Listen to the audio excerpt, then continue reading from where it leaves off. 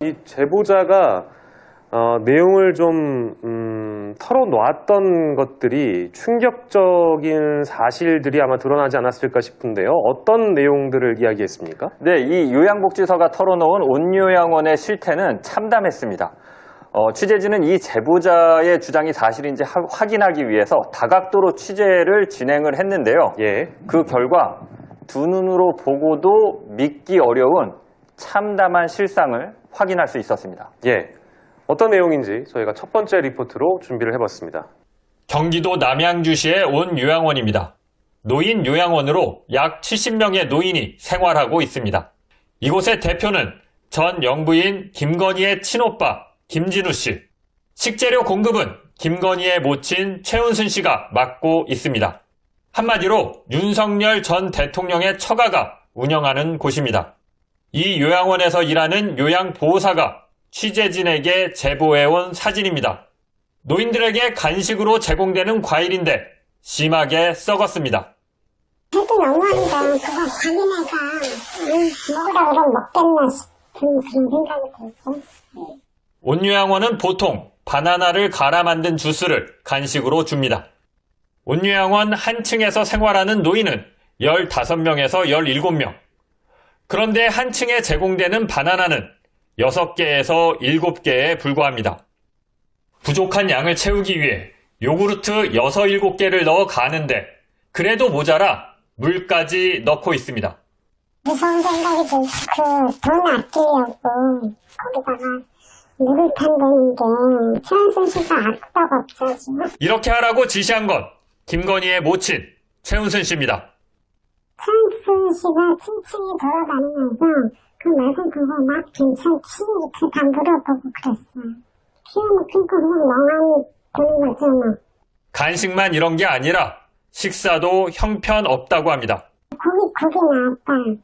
그러면 고기 우리 같은 사람 결코 질겨서 씹지 못하는 걸 그 노인들 드시라고 이렇게 주냐. 그리고 그것도 막 시도를 해서 건질 수 있을 만큼 양도 적게 그렇게 주고 소시지 엄청 싸구려 우리 강아지들도 안 먹을 것 같아. 지난달 식사로 나온 곰탕 사진입니다. 대파가 안 보입니다. 대파값을 아끼려고 안 넣은 겁니다. 그 뼈를 구운 게 아니라 정말 풀어서 한 거거든. 파도 하나 안 썰어놨잖아. 누구라고 주는 거냐 이게 음식이나 뭐냐 막 그런 생각이 들죠. 요양보호사 A씨가 일방적인 주장을 하는 건 아닌지 확인하기 위해 온 요양원에서 일했던 다른 직원을 만나 이야기를 들어봤습니다. 너무 맛없고 이제 어르신들한테 제공하는 환자들한테 제공하는 그런 이제 식단이 아닙니다. 그냥 개죽에 가까울 정도로. 저는 그렇게 느꼈어요. B씨도 A씨와 똑같은 이야기를 했습니다. 온 요양원은 식기의 위생 상태도 엉망이었다고 합니다. 식사 시간에 노인들에게 제공된 숟가락입니다. 설거지를 끝낸 건데도 음식 찌꺼기가 그대로 붙어 있습니다. 식탁 난리 같은 것도 너무나 이제 비위생적이고 오물들이 뜯어붙어있는 거예요. 세척을 제대로 안 하는 거죠. 노약사들이 그게 더 안 해요. B씨는 온 요양원에서 계속 일하는 게 힘들 정도로 노인들에게 주는 식사가 형편없었다고 말합니다. 인간이 가장 중요한 게 이제 먹고 사는 게 식사가 가장 우리는 중요하고 그것을 통해서 우리가 행복을 느끼는데 그 어떤 그 행복 추구를 그냥 짓밟는 거죠. 이게 무슨 이런 음식이냐라고 몇 번 들었어요. 한편의 정도지 그것을 내는 것이 손이 부끄럽죠. 미안하고 마음이 아파서 미안해서 빼지를 못하겠더라고요. 요양보호사들은 온 요양원에서 노인들이 죽어나가고 있다. 이렇게 제보를 해왔습니다. 네. 어르신들이 죽어나간다. 굉장히 공포스러운 내용인데요. 두 번째 저희 준비한 영상도 바로 만나보도록 하겠습니다. 80대 초반의 여성 최모 씨는 장기 요양 수급자로 온 요양원에서 지내고 있었습니다. 평소 앓는 소리를 많이 했다고 하지만 특별히 아픈 곳이나 병은 없었습니다. 그런데 지난해 12월 5일부터 무슨 이유에선지 변을 보지 못했습니다. 4일간 계속해서 변을 보지 못하자 담당 요양보호사는 12월 8일 변비약인 듀파락을 최 씨에게 투약했습니다. 요양보호사들이 작성한 최 씨의 대변 기록지입니다.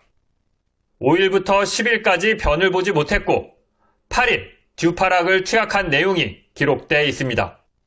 다행히도 투약 3일 만인 11일 최 씨는 배변을 시작했지만 12일부터 설사를 했습니다.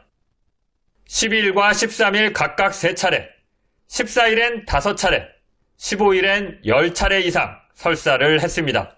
설사하고 폐혈하고 계속 하셨는데 한 열흘 병을 보내서 사람이 그때부터 이제 빵을 군 거예요. 지쳐지니까. 16일에도 8차례나 설사를 했습니다. 하지만 온 요양원 측은 최 씨를 병원에 데려가지 않았습니다. 우리만 애타는 거죠. 우리는 빨리 병원을 모시고 가야 된다 생각을 하는데 왜 빨리 병원 안 모시고 가냐고 계속 들고 있죠. 최 씨는 19일부터는 다시 변을 보지 못했고 23일에 요양사들이 좌약을 투약하자 다시 설사를 시작했습니다. 크리스마스 이브인 24일에는 4차례, 크리스마스에도 1차례 설사를 했습니다. 최 씨의 배변에 문제가 생긴 지 20일이 지나서야 온 요양원 측은 최 씨를 병원으로 옮겼습니다. 하지만 최 씨는 곧 숨을 거뒀다고 합니다. 병원 가고 얼마 안 돼서 돌아가셨던 얘기 들었어요. 병원 갔으면 살 수도 있는 분인데 너무 안 됐죠. 그 어르신이 불쌍하지. 최 씨의 상태가 얼마나 심각했던 건지, 요양원 측의 대응은 적절했는지 전문가에게 물어봤습니다. 계속 설사하고 혈변도 있었던 걸로 봐서는 이제 노인들에게서 많이 생기는 허혈성 장염이나 이런 것들의 가능성이 좀 있는 것 같은데, 이제 노인들은 굉장히 위험하죠. 즉각 대응하거나 적절한 조치를 하지 않으면 굉장히 사망률이 높은 그런 질병이고, 이런 시설에 있는 특히 분들에게서 요양원 자체가 해결할 수 있는 문제는 아닌 것 같아요. 어떤 의료적인 판단을 좀 자문을 받아서 해야 되고. 노인 요양원 특성상 연로하고 말도 어눌한 노인들을 모시는 곳이라 어쩔 수 없이 이런 일이 가끔 발생하는 건지 다른 노인 요양원 원장에게 물어봤습니다. 10분 한 상황이 기록에 남을 일은 있을 수가 없죠. 그 전에 조치를 취해야죠. 10번 했으면 이미 상태가 그때까지 있으면 그게 뭐 큰일이 벌어질 수도 있는 거고, 그럼 그거를 시설이 감당한다는 거는 저희로서는 이해할 수 없는데요. 그런데 최 씨만 이런 게 아니라고 합니다. 온 요양원에선 병원에 제때 데려가지 않아 숨지는 노인들이 종종 있다는 겁니다. 욕창 환자가 있었는데 병원에 가서 그 욕창 치료를 받았으면 살 수 있는 분인데 병원에 안 가고 점점점 심해져가지고 돌아가신 분이 있어요. 참 안타깝더라고요. B 씨의 증언도 마찬가지였습니다.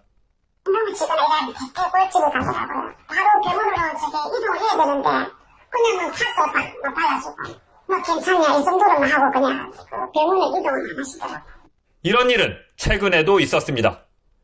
지난달 말부터 김모 씨의 혈압이 올라가기 시작했습니다.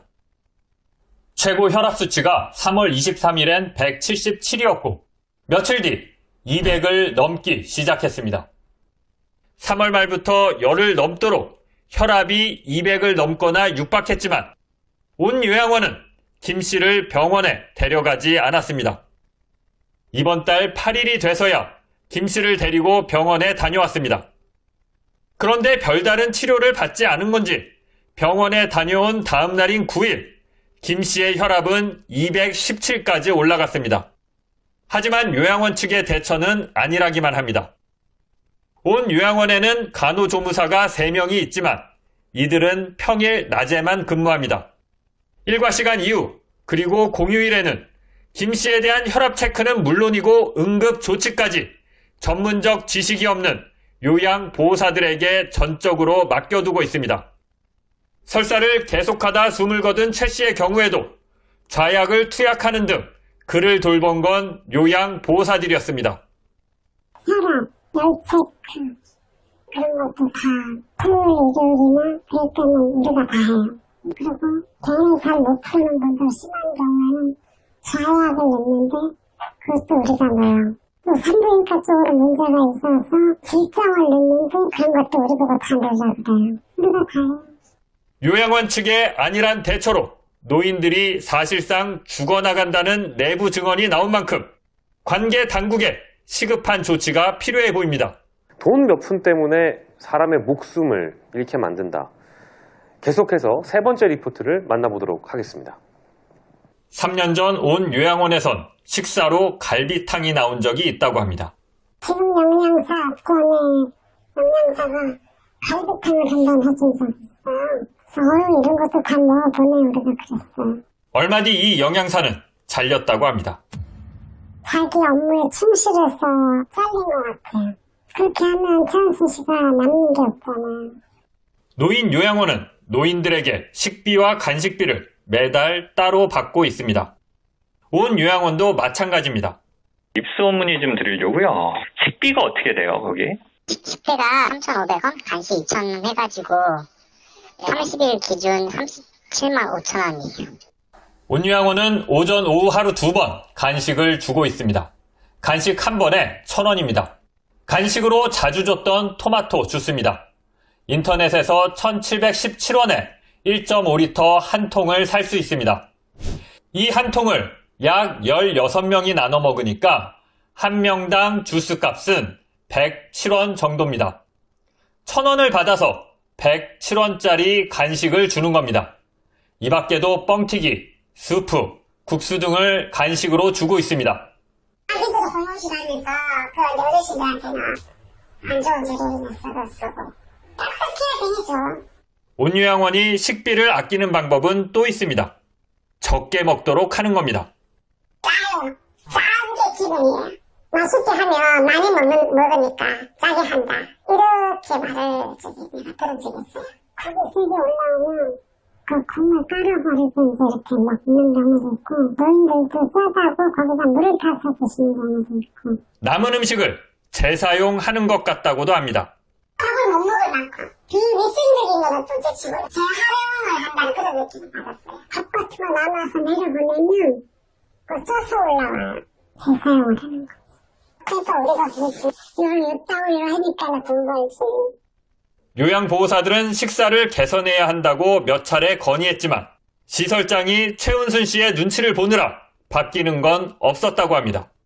본인이 가서 한번 먹어보지. 이게 제대로 이게 식사를 할 수 있냐. 몇 번을 했는데도 안 고친다. 라고 하는데 거기에 대한 뉘앙스는 최은순 씨하고 관계가 있으니까 본인이 조금 눈치를 보는 같은 그런 느낌 받았어요. 노인들이 낸 식비는 오롯이 노인들을 위해서만 사용돼야 합니다.